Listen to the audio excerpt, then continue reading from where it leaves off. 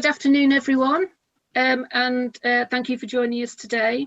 Today's event is brought to you by YESI, the York Environmental Sustainability Institute, which is based at the University of York.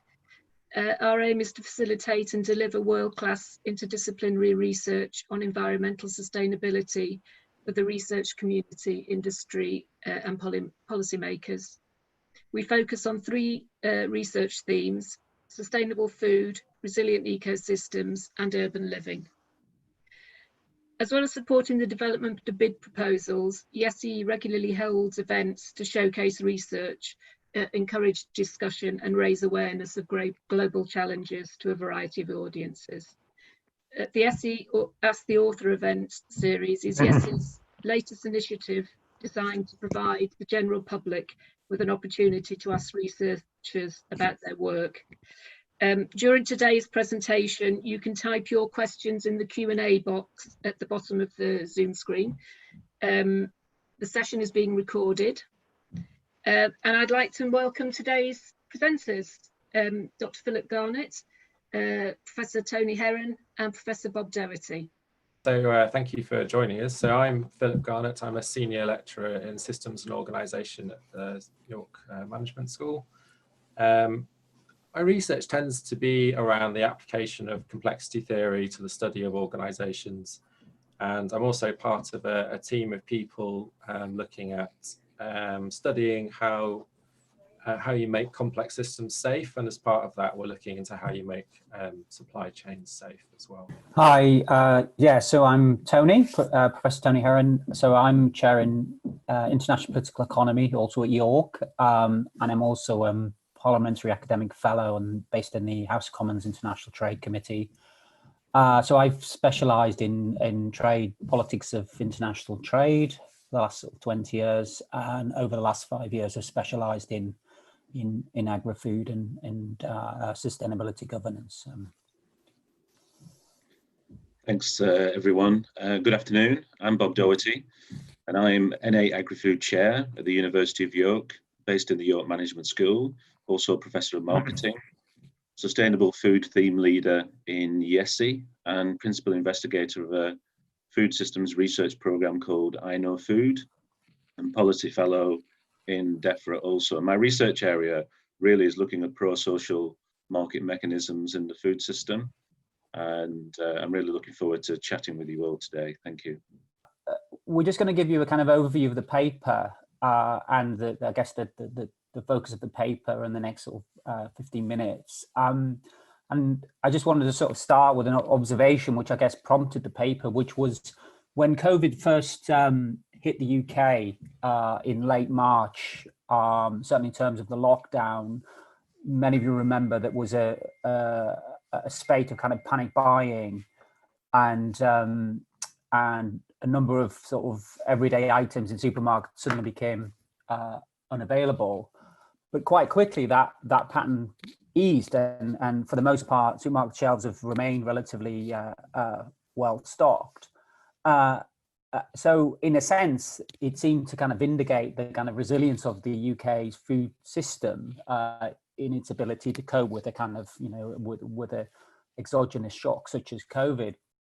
But actually at the same time, COVID shone a window on the UK's food systems and some of the vulnerabilities which were exposed but not necessarily tested by COVID for a whole variety of reasons. And one of the things we'll get into is, I mean, there's a certain degree of kind of contingent luck and just in where the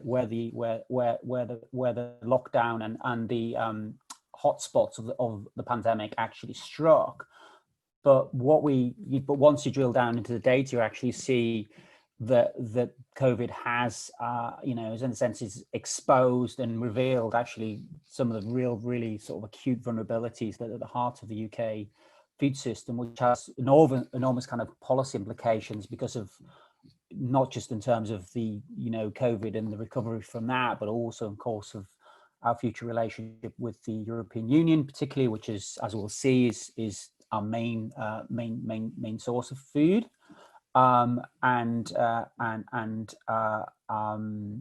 yeah, and obviously in terms of our trade relationships with third countries. Can we go to the next slide, please? So what we have here is just a map of the UK food system, essentially where we get our food from. And I think some bits of this will feel familiar to you, and some of it might surprise you. The most obvious thing, which hasn't changed really dramatically over the last the last 40 or 50 years, has changed a bit, but not dramatically so. So UK is about 50% self-sufficient. In other words, it produces about half the food that it consumes.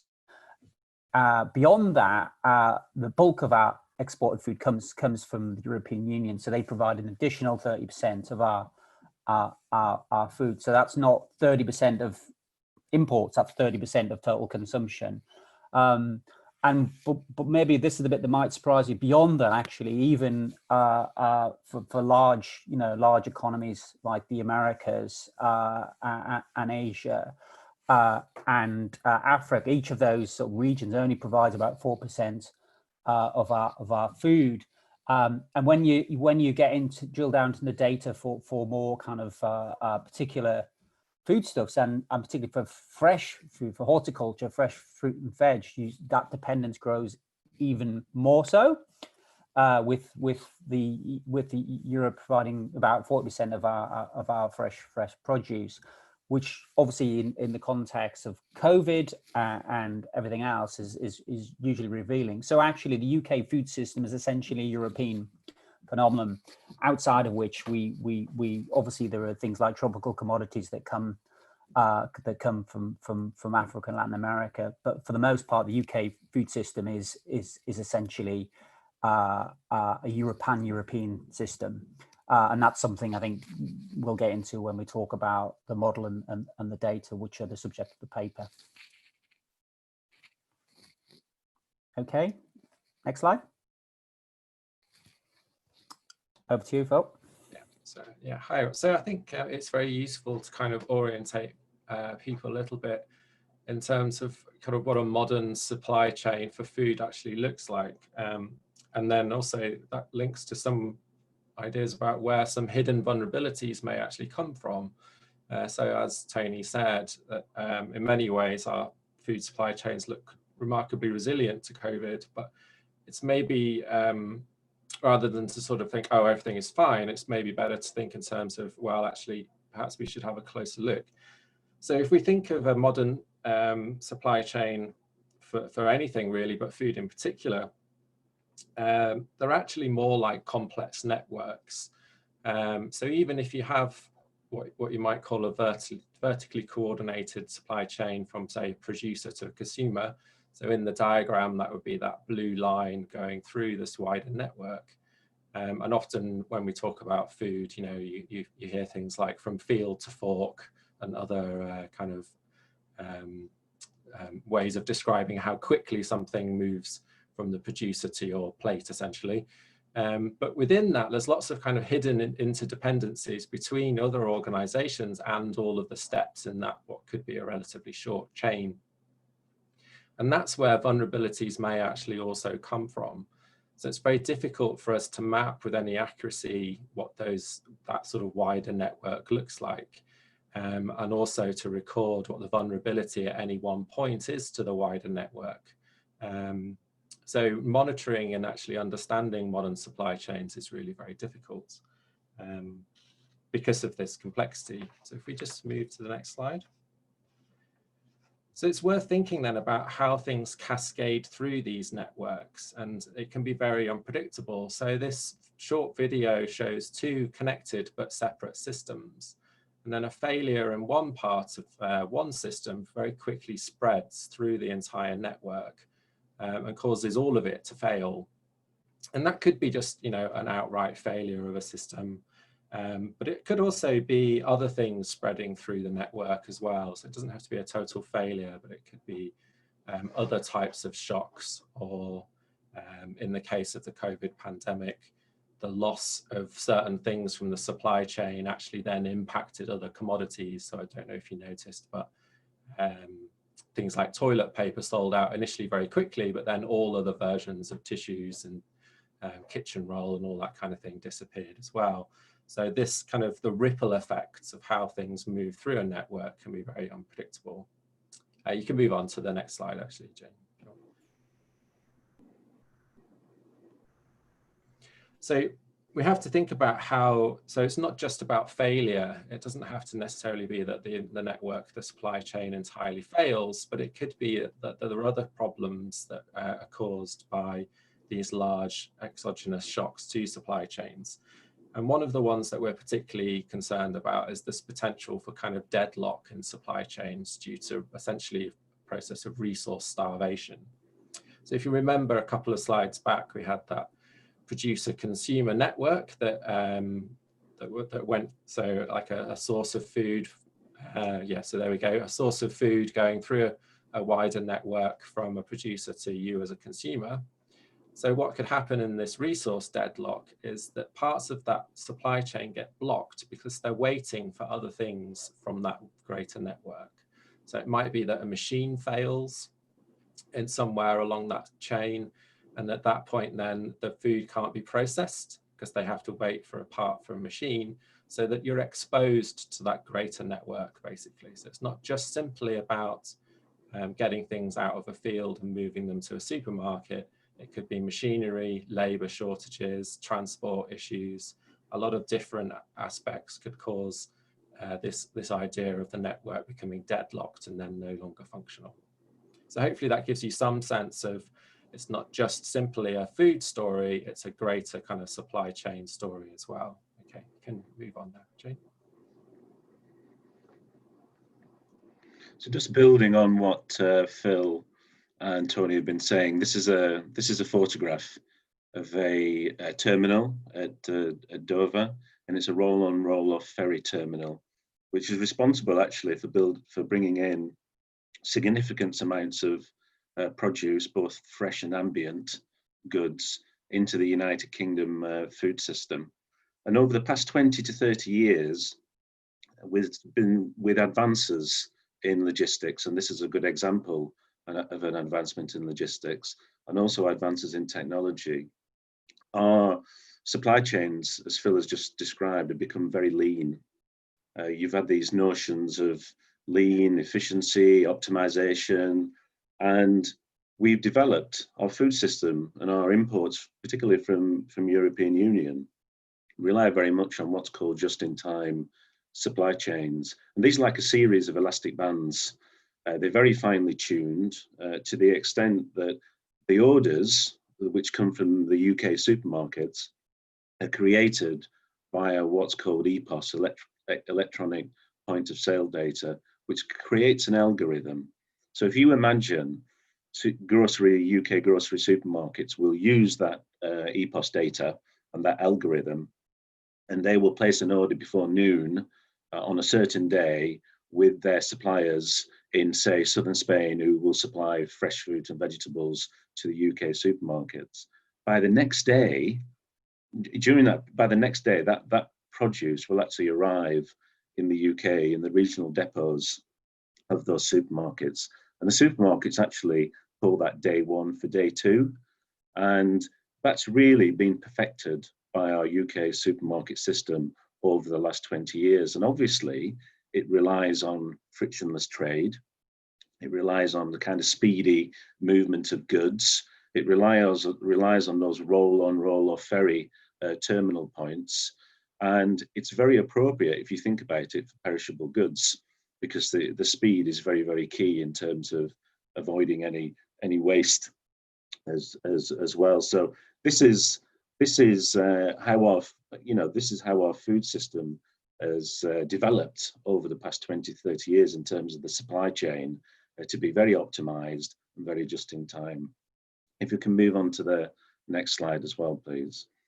So what we also see, and what we've wanted to do with this paper, is to really get down to a fine-grained analysis, and we've synthesized various different sets of data. One is horticultural data from the Office of National Statistics, and also trade statistics data from HMRC, and to really illustrate exactly where we get our fresh fruit and vegetables from. And we decided to really home in and focus on fresh fruit and vegetables, really because of the perishability and the huge volumes that come into the United Kingdom from the single market. And you can see here, in terms of what we've done is we've split it out. We've looked at what's produced domestically to get the balance, but also what's imported from the EU 27, and also what's imported from non-EU sources, which Tony's already discussed. And you can see with, for example, fresh vegetables, in total, it's about 36%, but actually if you look at the different product types like aubergines, it's much higher.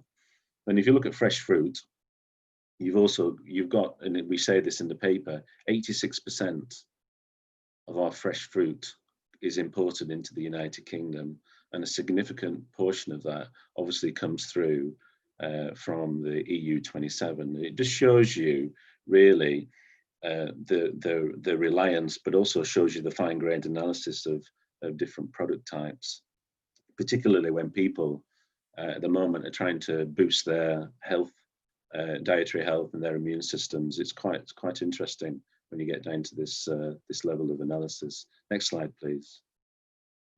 The other interesting aspect as well is our reliance on that roll-on, roll-off ferry route, particularly Dover to Calais route. And this shows you the percentage actually of produce that comes through that maritime route. And so it's obviously any impact in terms of reduced workforce, illness in that particular ferry terminal, or ferry terminals, would obviously have a significant impact on the supply of our food. And so this is, as Tony said at the start, really unpacking the vulnerabilities in our reliance on just-in-time supply chains, but also this maritime route, which is the Dover-Calais route. And people call this a choke point in the literature. And it's something for us to bear in mind when we're developing strategy for the UK food system in the future. Thank you.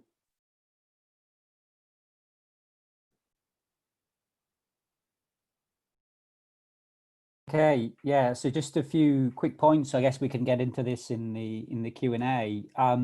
But just before I run through this, just a quick kind of follow on from what Bob was saying. I mean, one of the really interesting things about when you drill down to the data, I mentioned in terms of the UK food map, some of those statistics are, I guess, intuitive, and some are not so intuitive. And I think one of the things that is really significant from what Bob was saying is that actually in our heads we have the idea of air miles and food miles, but actually almost all of the food globally is transported by boat and by truck.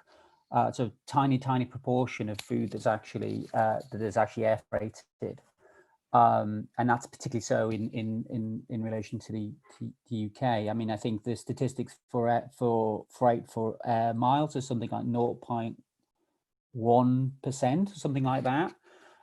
Now, another way of saying that is that actually the significance of the UK is that the Dover Strait is the kind of key artery for food, because that's where most food is shipped through. So the vulnerability is not just that we have this single kind of choke point. It's actually the ferry and road haulage are the key for the UK food system. And even though air freight is going up as a proportion, obviously the emissions are much higher. It's actually a tiny proportion of high value added goods that come by plane. So needless to say, what that means in terms of the UK's kind of current predicament is the obvious question around Brexit and the need for frictionless trade with the EU. I mean, one of the things I think came out from what Phil was saying, what Bob was saying, that these supply chains, and they're highly efficient, but they're very sensitive in two ways. That they're geographically sensitive, they're time sensitive. In other words, in order for they to work at the kind of margins that these firms are operating at, they need to be able to respond to those market orders in a very short period of time. So this, the situation day one for day two, what Bob was describing, obviously it is imperative that the goods, the fresh and ambient goods, don't have, any delays, whether that's to do with workforce issues, whether it's to do with gridlock in terms of traffic, whether it's to do with extra paperwork, and customs declarations, all that kind of thing could indeed maybe highly likely, even with a negotiated settlement with the EU. Secondly, we have issues around labour force, both indigenous and migrant labour force. Obviously, agriculture is a heavily labour-intensive industry. I mean, one of the big stories about the UK in terms of its vulnerability is its overall kind of, its overall food security is actually pretty good, and all scores quite highly in those and those regular surveys that the Economist Intelligence Unit run. But actually, in terms of its horticulture, in terms of fresh fruit produce, it's actually chronically weak in production of its own sort of fresh fruit and veg. And obviously there are certain products that just won't grow in the UK. We don't have the right conditions. But in other cases, actually, we import heavily from countries that have very similar climatic conditions to us, like the Netherlands. So there's that, and of course, one of the reasons behind that kind of chronic problem is to do with the workforce and having a kind of the available labour to produce the food, and of course that's a highly pertinent question in relation both to the short-term effects of COVID in terms of labour mobility and so on, but obviously some of the longer term effects about the move from reciprocal free movement towards a so-called points-based system. And then the knock-on of that, of course, in terms of the immediate term, is to do with the kind of health and safety protection for workers and the kinds of obviously the issues in terms of welfare and health for the workforce, but obviously the kind of knock-on effects that has for the efficiency of this system we depend upon. And then kind of, I suppose, zoning out from the more specific kind of implication. I mean, one of the things we talk about in the paper as well is the extent to which we are in a setting at the moment where there's been quite a market shift away from kind of rules-based decision-making in terms of international and global economic governance, and that's obviously something that's we've seen with Brexit and with Trump and the signals of a more kind of protectionist kind of mindset in terms of the global context, and all of these things kind of add up to a series of sort of problematic questions in terms of the policy implications of COVID. But I mean, let me just end by just reinforcing the point that the COVID did expose some of these acute vulnerabilities, particularly when you get down to individual tariff lines for individual commodities, which we've become used to, we've come to depend on, and as we describe in the paper, I mean, it was to a large degree, it was only contingent luck. I mean, particularly Spain is such a key source for us for much of our fresh produce, and it was only really luck that the kind of where the infection rates were most severe in Spain was in the industrial north rather than the south, which are the major kind of growing regions. So there's obviously a lot to ponder both for analysts and for policymakers in terms of this question of UK food resilience. Thank you very much. We'll open the floor for questions and answers now. And we've had a few in already. The first one is from Rhiannon Rafferty, asking how viable possible do you think it is to bring the food economy home and localize our food system? do you think we can achieve the dietary behavioural changes needed to make this work? I think I'll take that one first of all, but also then I'm sure Tony and Phil will want to build on it. It's a great question. In fact, it's a thorough analysis that needs to be done, because there are a number of issues I think to consider in the good question. One is, what is the potential in terms of scaling up land use in the United Kingdom in terms of increasing our produce.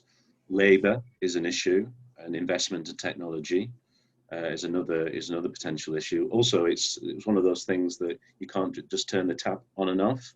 And if you think of fruit, for example, for an apple tree or a pear tree to become productive, it takes about 4 or 5 years. So there's a proper kind of analysis that would need to be done. I mean, there are a number of potential contributors to that. For example, some of you may know that there is a scale-up project at the moment in growing more British tomatoes in East Anglia, where there's been some capital investment in 72 acres of greenhouse construction that is powered by, the heating is powered by a local sewage works. So it's reckoned to be very kind of carbon, managing its carbon in an efficient way. And that's rumoured to be in a position to grow 10% of our tomato needs in the United Kingdom. There's no reason why crops like tomatoes we couldn't grow more in the United Kingdom. There's obviously a potential contribution from urban vertical farming, but what's the size of that? And that work also needs to be done, in terms of its potential contribution. But I think the other thing is obviously price as well. What impact will growing more produce at home have on price and affordability? Again, that work needs to be done. And you make a very, very good point. It's okay producing all this fresh produce, but will consumers buy it, and will they consume it? And I think we if there's one thing that the COVID-19 outbreak has demonstrated, is the importance of a healthy diet. So I'm hoping kind of move to more home cooking, home working, exercise, and a healthy diet. I hope that sticks, because I think that's quite important. I think if you look at the dietary statistics in the United Kingdom, 1 in 7 people die because of a diet-related disease, and that was before COVID-19. So this is really this shock is really it raises lots and lots of different questions. That's enough from me, I think. Yeah. Do you want to go first, Tony? Yeah, if I could briefly just chip in. Yeah, I mean, just briefly, I think, thanks, Rhiannon. I think there are 2 separate questions there. I think there's a question around improving self-sufficiency, and I think that's something that is getting a bit more attention. I mean, I think fundamentally, from my point of view, there is a problem of sort of market failure in a way that, I mean, basically the UK's model of its growth model is just not really set up for the level of kind of coordination it requires, because there's actually, because of the profit margins in those areas, unless you've got huge economies of scale, are just not great. So if you have a kind of a price or a market orientated system of business culture, it's very difficult to incentivize, businesses to invest in the land and everything else in the best of times without some proper kind of coordination and incentive structures from central government, which obviously in the past has been, well, it is up to the market to provide these produces, it's not up to the state to deliver it. So you have that, and whether that at the moment, whether that's changing and whether it can change, I think is an interesting question. Then you run into issues that Bob's mentioned around labour. Land is another one. Land is incredibly inequitable in the way it's distributed in the UK, and obviously you have other sort of supply side problems as well. And then I think the second question is a really interesting one in terms of whether sustainable diets can take off. And again, but I think it's a very similar set of arguments in the sense of you have price view of that price or a market, where both businesses and consumers respond to price signals, then actually the answer would be no. But I mean, that's not to say with the right set of incentives provided by both business and government that transition could be made. But obviously that requires a degree of political will and also the proper sort of institutional framework for designing a coherent kind of approach that takes into account issues to do with, food poverty, inequality of access, health inequalities, all those kinds of problems and contradictions you have when you're trying to promote that agenda. But it's definitely something to watch. I think something that I would add as well is that we have to also be aware of the potential for creating other vulnerabilities in moving everything essentially back home, which, I mean, it's not necessary that it has to be the case, but obviously if we increase our dependency on ourselves as well, then that makes us vulnerable to things like flooding or disease that might be localized to the UK at certain times. So we don't want to get to the point where we're vulnerable to failure in food supplies because we don't have a diversity in supply in terms of geographic locations, which I think is another aspect. So and also that links again to just what's possible to grow here as well. So I don't think it's a case of necessarily bringing everything home, but maybe more of a rebalancing and a kind of taking a more systemic view on on where we're vulnerable and where we can alleviate those vulnerabilities by doing more ourselves. Thank you. Do you have anything you need to come back on that, Rhiannon?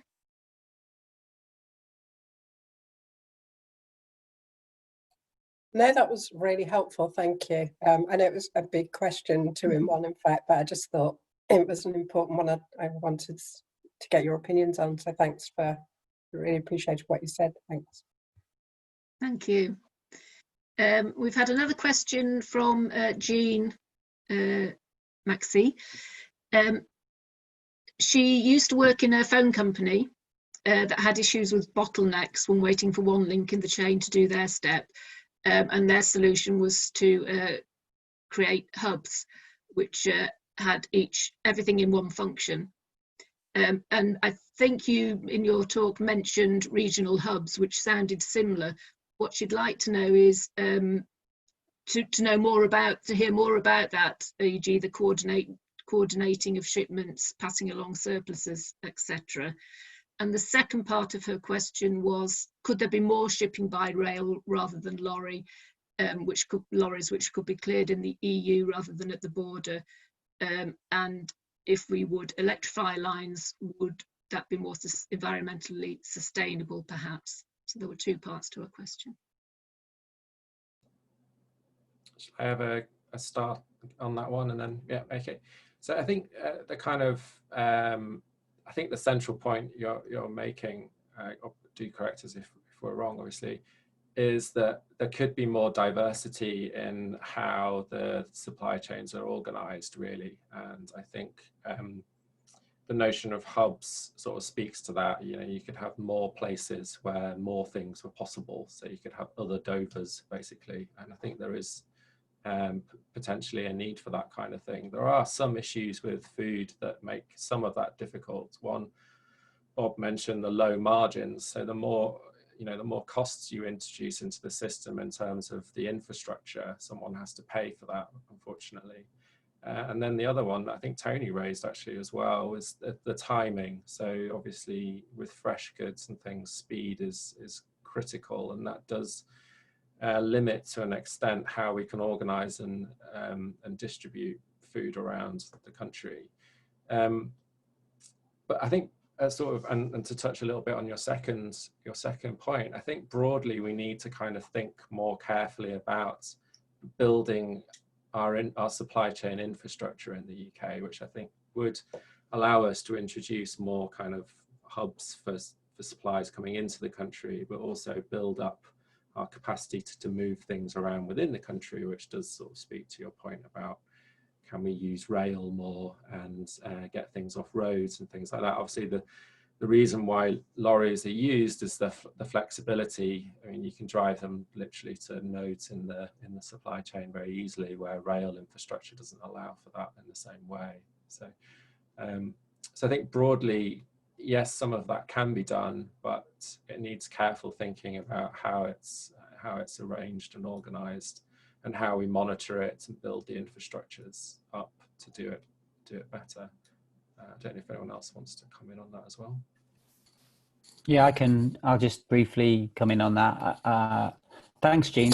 It's a really good question. Again, a couple of questions in one, really. I mean, I think that the idea of food hubs and localizing food supply chains and short supply chains, all those kind of ideas have been floating around for a while. But I think one of the important things about that is the way in which, I mean, this can't.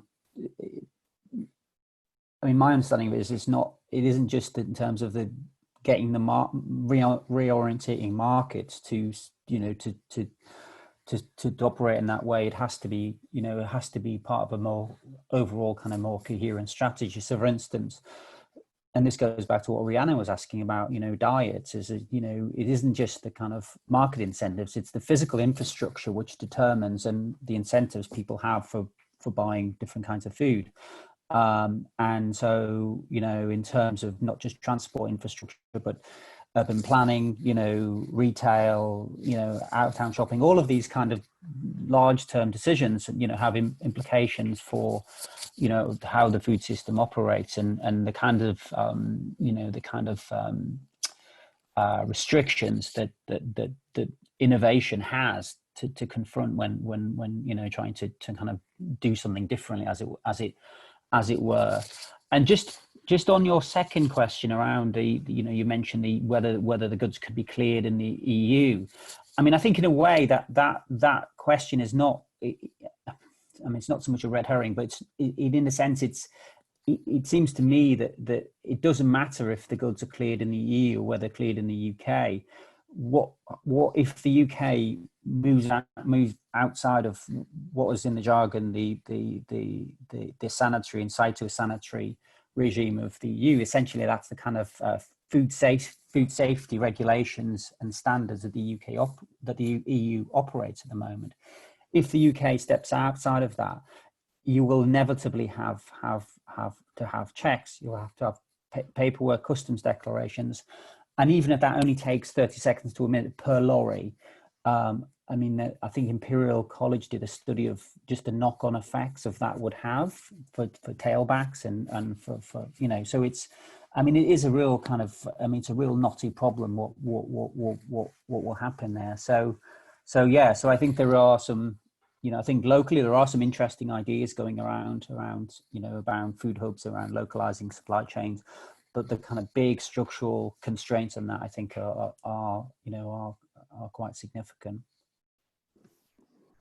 I think just quickly adding to Tony and Phil, in terms of food hubs, what's been very interesting in the last 3 or 4 months has been how some food hubs in the United Kingdom, I'm talking about the ones at a local level, have been very busy. I mean, very effective at actually taking produce from UK farmers whose market completely dropped off a cliff in terms of restaurants and hospitality, food service, etc., and taking that produce direct to customer. So if you just take Yorkshire as an interesting example, we know several businesses. One is Food Circle, just north of York, has never been busier, aggregating supply from different farmers whose supply chains are completely dried up and re-diverting that supply into direct to consumers.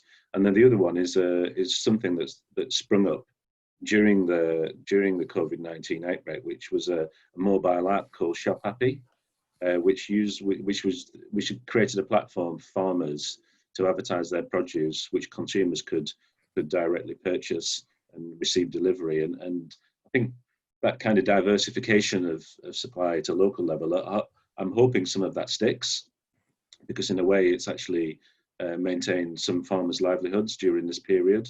And so I think there's, in all these kind of situations, actually some innovations have sprung up in the past 3 or 4 months. Thank you. Does that answer your question, Jean? Yes, that's fine, thanks. Thank you. We have another question from Tim Webb, asking if Brexit results in no deal and we resort to WTO rules, can we maintain current food supplies? So maybe I should take this one.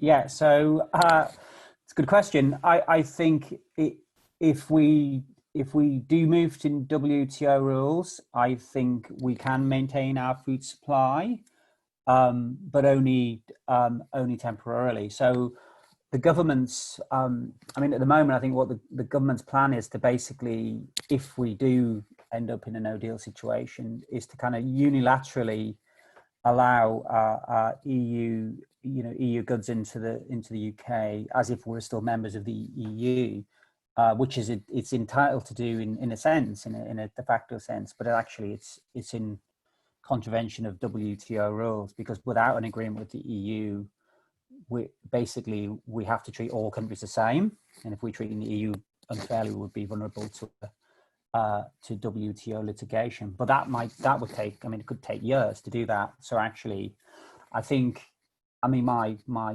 hope, I think, or my expectation is eventually, once the kind of, you know,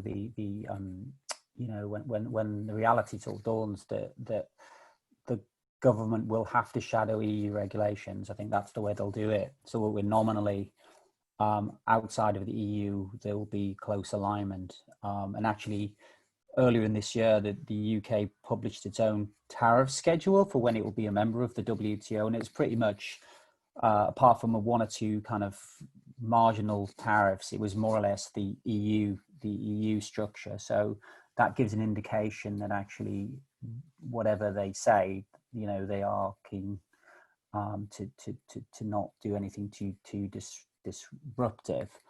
But of course, there are kind of you know, there are huge risks. But just to be clear, in terms of with the no deal, it's not the tariffs as such. It's more that the soft regulations, the standards. That's what the single market offers. It's the consistency of standards, the technical requirements, the health and safety procedures, you know, issues around kind of veterinary checks, all that kind of stuff that takes time to verify, and that's obviously critical for such a time-sensitive industry like food. So I think, you know, there are short term, I think we could probably avoid any disruption, but long term, there are a whole bunch of really quite fundamental questions that the government's going to have to try and answer. Thank you. Do you have any, come back on that, Tim? Anything, any follow up?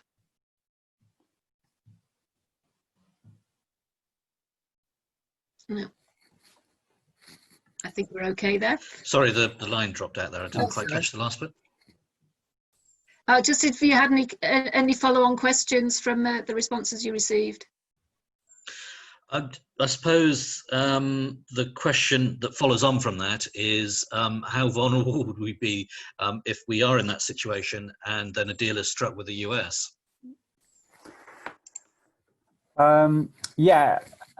I mean, it doesn't change anything really, because I mean, you know, you'll seen from the map beginning, we don't, despite what people might think, we get very little food from the United States. So it's, you know, I think, and obviously there is a risk around, you know, there's the debate about food standards and whether we could be moving outside of the EU's regulatory orbit towards a kind of US, more for US system.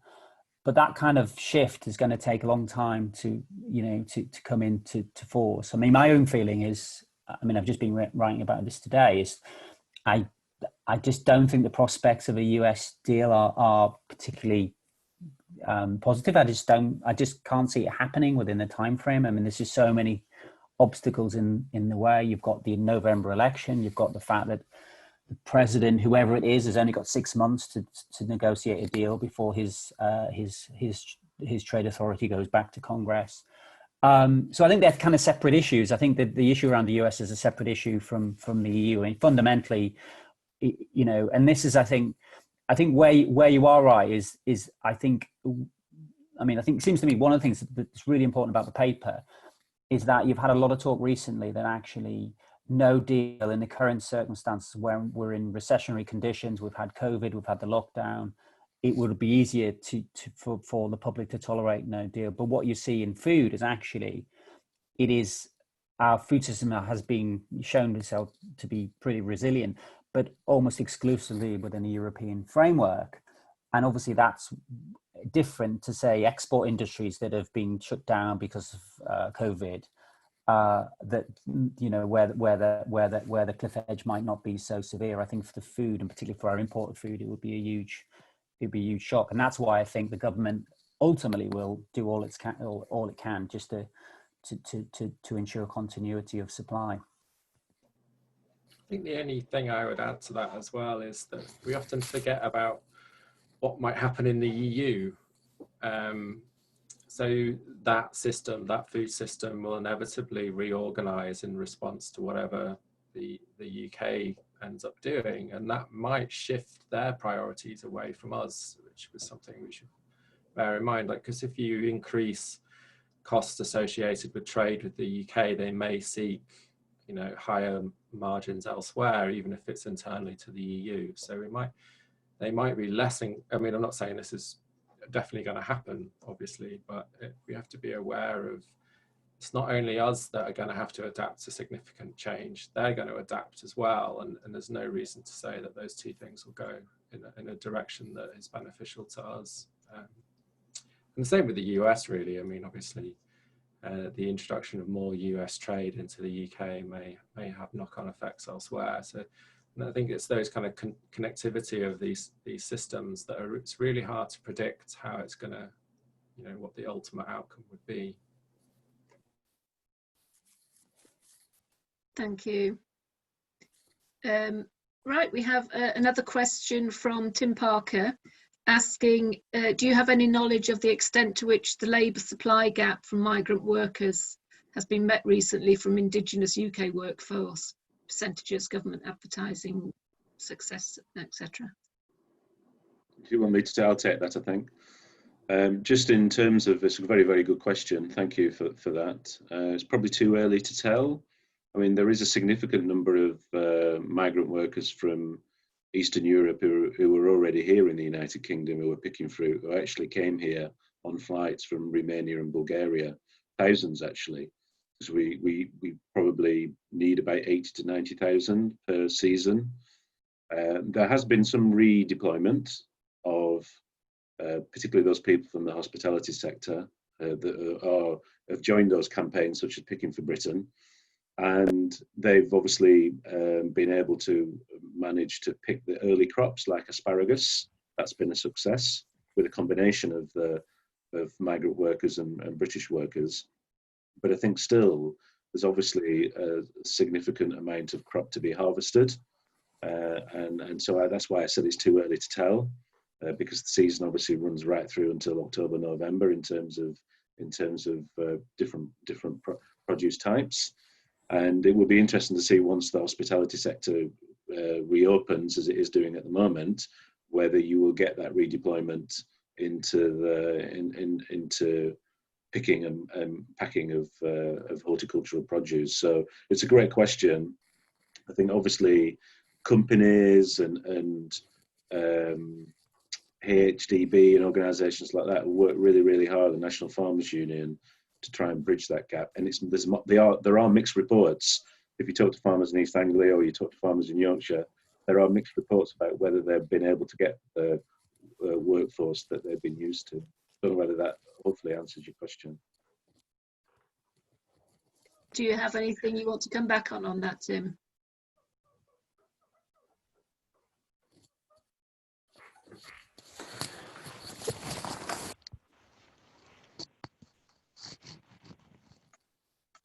No, I don't think so. There was another question. Sorry. You might have, sorry. Are you there, Tim? Yes, I am. Can you hear me? I can, yes. Yeah, Did you have any right. I'm just saying there was a personal aspect to the question because my son and girlfriend tried to get placed and found it virtually impossible. They did loads of applications, basically because it was in the wrong area, accommodation problems and that. It's not a moan, it's just backing up what Bob said. And you know, I'm sure it's worked to an extent.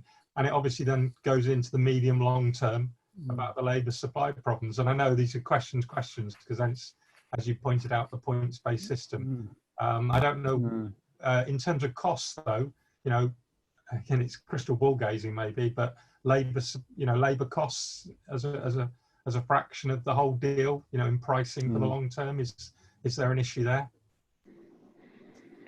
Yes, a really good point, and I forgot about thinking about the long term. I was just thinking about this season, but they, I mean, it's not only. I think this is the other thing that the situations like this unpack. It's not only primary production, where you've got migrant workers that are important in the supply chain. It's also processing, abattoirs, even retail. Talk to somebody like Sainsbury's. They've got a lot of European Union professionals working at all different levels within that organisation, and they're really concerned about all those issues. So I think we have to factor in the fact that, you know, as Tony said right at the start, these are labour-intensive crops. Some of them, they don't immediately lend themselves to automation. I mean, there is potential long term for automation, but that requires investment and different capital infrastructure. And so in the next 5 to 10 years, we're going to need a reliable workforce, whether it's UK or EU seasonal workers. And so we have to have a plan for that. I think that's what we're trying to say in the paper. We can't just leave it to the market or leave it to luck. We have to have the right policies in place as a UK government, and we have to be collaborating with the industry. Thank you. We have a question which you've already touched on, but not quite in the way that it's been asked here. If a trade deal is secured with the US, are the scare stories about downward spiral in quality and animal husbandry true? And will that lead to a two-tier food system exacerbating current health issues between rich and poor groups? Maybe I should take this one as well. So that's a good question. I think, I mean, I think that's possible, but I think my own view is it's a way off yet. I mean, I think what you can see at the moment is clearly the government is divided on this. And I think one of the oddities, again, I've just written a blog for Sperry, it came out yesterday, and this is kind of the point I make, is that even though throughout sort of Brexit, pre-referendum and post-referendum, there is clearly a case to an argument you could make that actually, you know, that the UK, by moving outside of the EU regulatory orbit, it could pursue a cheap food policy, which would benefit disproportionately those who spend more of their income on food. But my reading of it is the government haven't really done that. Occasionally you get hints of that, and you get leaks to papers and stuff, but I don't think the government have really come out and made that argument.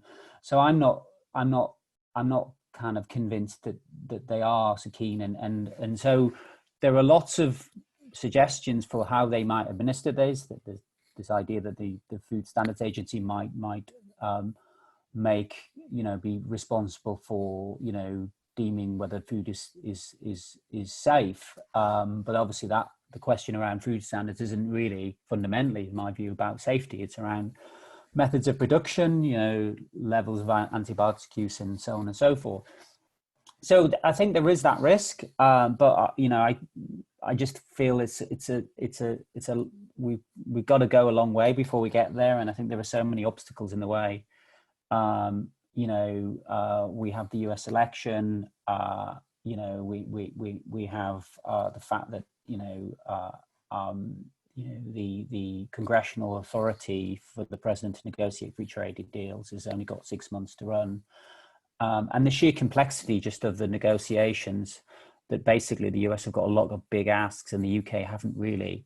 I mean, most of our objectives in relation to the US, things could probably be done without a comprehensive FTA. So I could be wrong on this, but my sense is it's for now it's a hypothetical debate, and obviously come back in a year's time, tell me I was wrong. But yeah, that's my reading of it. So the answer to your question is yes, it could do, but I think it doesn't look entirely plausible at this moment in time. Thank you. I don't have a name for the person who asked that one. It's just anonymous, so I'm not sure if we can get any feedback from them.